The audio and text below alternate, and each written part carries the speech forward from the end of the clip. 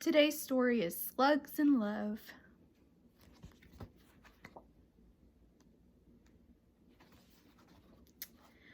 Mary Lou loved everything about Herbie, how his slime trail glistened in the dark, how he could stretch himself thin to squeeze inside the cellar window, and how he always found the juiciest tomato. Though she never spoke a single word to him, she was too shy. She thought about Herbie every morning and every night, and most of the hours in between. On Monday, while she grazed in the strawberry patch, Herbie filled her mind and a love poem filled her heart. She wrote it in slime on the watering can. Strawberries are red, blueberries are blue. Herbie is handsome, love Mary Lou.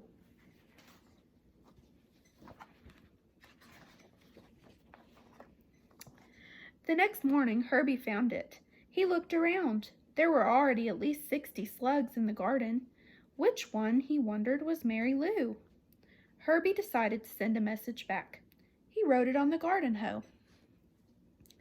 Mary Lou, which one are you?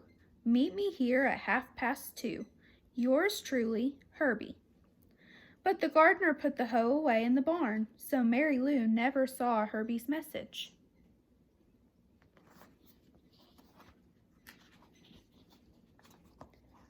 On Tuesday, while Mary Lou was hiding from the sun in the ivy, she saw Herbie hiding under a stone, and a poem came immediately to mind.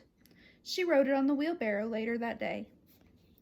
The sun is shining all around. It shines on field and tree. But Herbie's safe beneath a rock. I wish he'd think of me. Love, Mary Lou.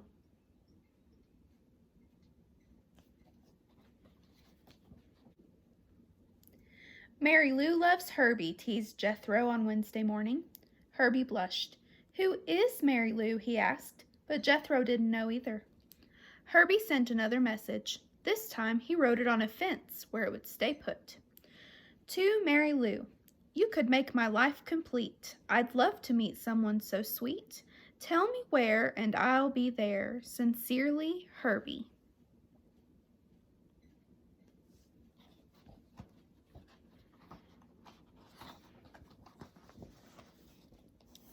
But that afternoon it rained, and his letter washed away.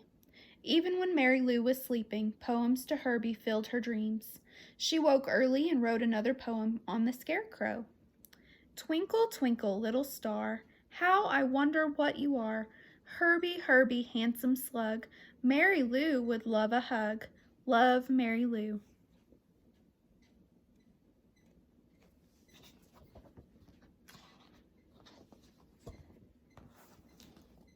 That Mary Lou is some poet, said Sammy. Do you know her? Herbie asked excitedly.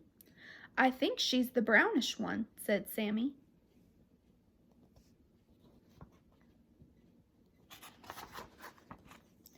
All day long Herbie searched for a brownish slug, but next to the brown dirt they all looked a little brown. Herbie left another message on the watermelons. Your poems make me happy, your poems make me glad, but I can't find you, Mary Lou, and that makes me feel sad. Your friend, Herbie.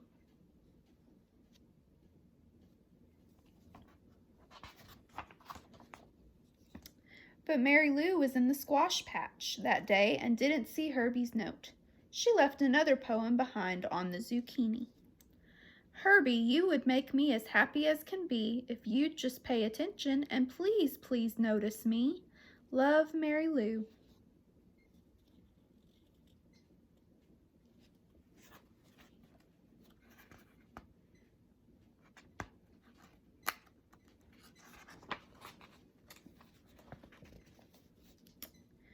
Herbie was at his wit's end. He had been noticing her.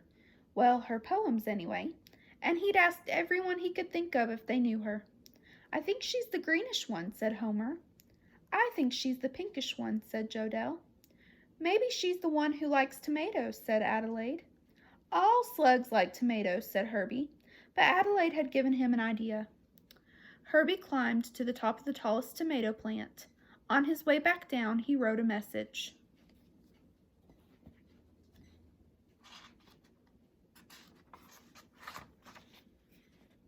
Look at me, I've climbed so high.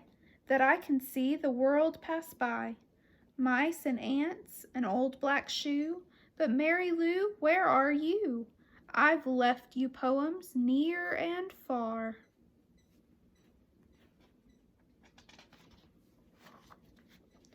Won't you tell me where you are? Love, Herbie. And that night, when Mary Lou went out to snack on a tomato, she found Herbie's message glistening in the garden. What a joy! What gladness! What delight! Mary Lou could hardly contain herself as she hurried to the barn.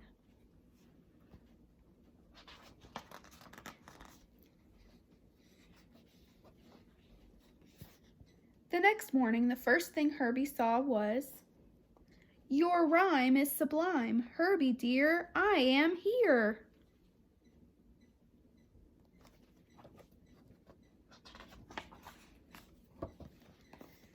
As always, when she saw Herbie, poetry filled Mary Lou's head. She said, "Herbie, I am Mary Lou. We meet at last. How do you do?" Herbie was tongue-tied. Suddenly he felt shy, but at last he blurted out, "I am fine. Will you be mine?"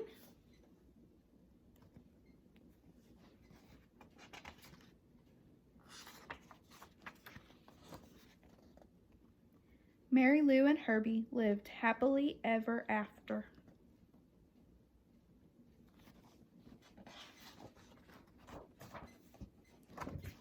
The end.